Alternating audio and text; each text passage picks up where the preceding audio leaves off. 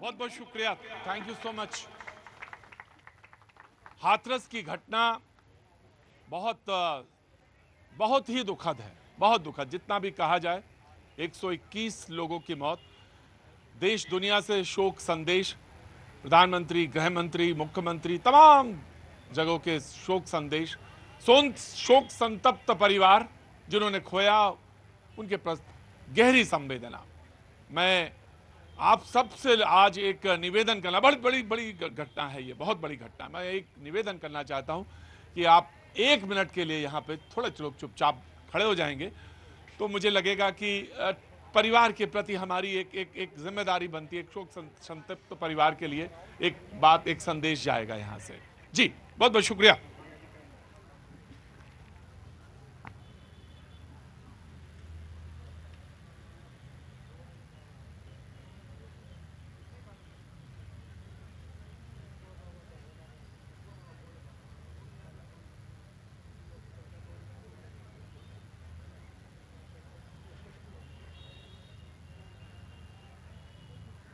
शुक्रिया।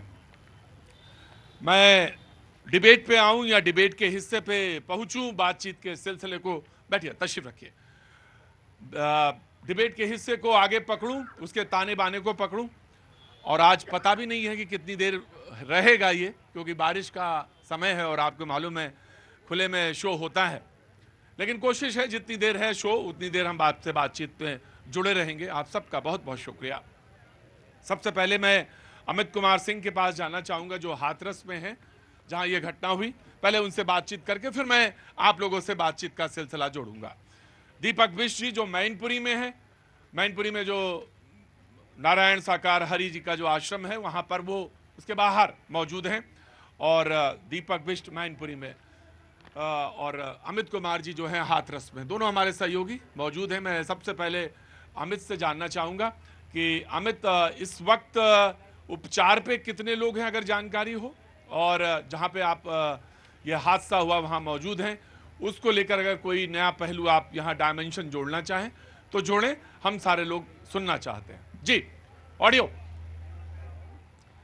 प्रतीक सर, 28 लोगों का भी उपचार पर हैं और लगातार जो है उनको ट्रीटमेंट दिया जा रहा है। और ये 28 लोग केवल जिला अस्पताल में नहीं है, प्राइवेट अस्पताल में भी है, क्योंकि मुख्यमंत्री योगी आदित्यनाथ ने साफ साफ कहा था कि जिन लोगों की हालत गंभीर है उनको बेहतर से बेहतर इलाज कराया जाए।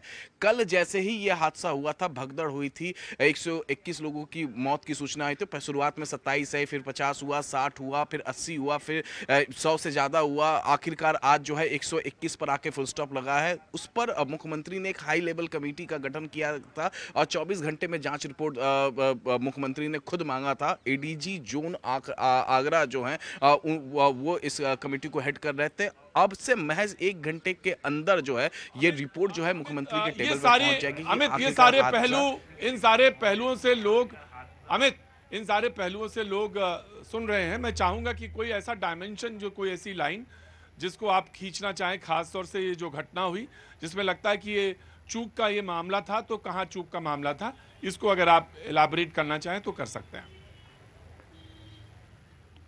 देखिए, चूक का मामला यहाँ पर दो तरफ से था। एक, जो आयोजक थे जिन्हें केवल 80,000 श्रद्धालुओं को आने की इजाजत दी गई थी, लेकिन श्रद्धालु पहुंचे थे 2.5 लाख से ज्यादा।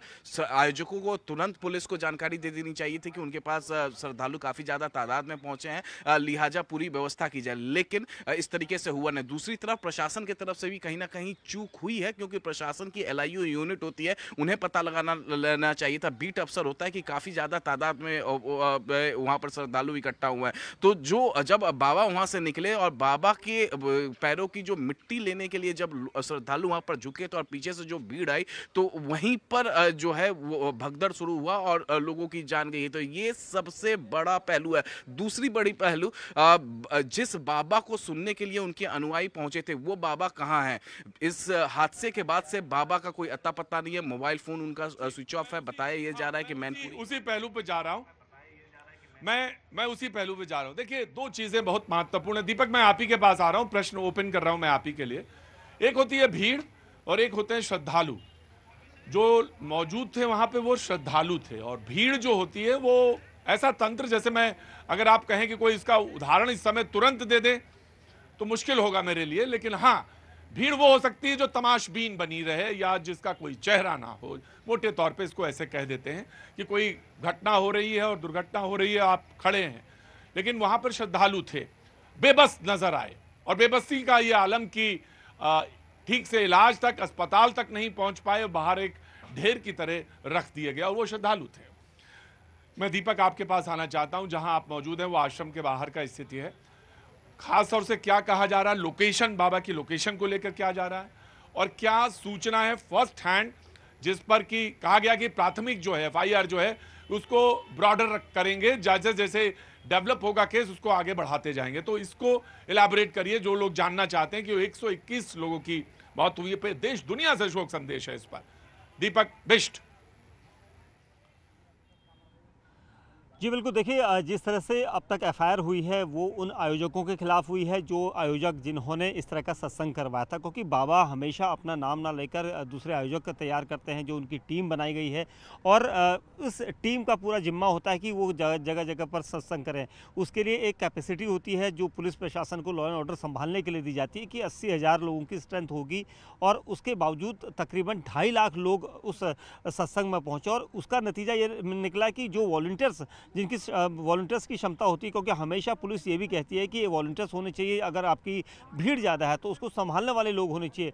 तो यहाँ पर ऐसा कोई नज़र नहीं आया। अगर संभालने वाले लोग जो जिन्हें संभालने का जिम्मा सौंपा गया था उन्होंने ही धक्का मुक्की करी थी, ऐसा यहाँ पर कहा जा रहा है, क्योंकि महिलाएं, बच्चे जो बाबा की चरणों की धूल लेना चाहते थे वो उसके पीछे जा रहे थे, उनको धक्का मुक्की करके उन्होंने रोक दिया, जबकि वो उन्हें शांत कर सकते थे। और दूसरा ये कि जो एफआईआर हुई है, इस एफआईआर में जो आयोजक है वो भी अभी तक गायब हो चुके हैं, अपने घरों में ताला लगा के गायब है। तीसरा, एक सबसे बड़ा सवाल अभी भी यहाँ पर कौंध रहा है कि बाबा जो इस आश्रम में, जो मैनपुरी के जिस आश्रम के बाहर मैं खड़ा हूँ, ये आलीशान आश्रम है। इस आश्रम के अंदर बाबा के होने की देर रात से सिचुएशन यहाँ पर बताई जा रही थी, और उसके बाद CDR के जरिए सूत्र बता रहे हैं कि यहाँ पर बाबा की मौजूदगी है। तो बाबा अब तक सामने ना आए हैं, और ना ही बाबा ने अपने उन भक्तों के लिए कोई शोक संवेदना दी है।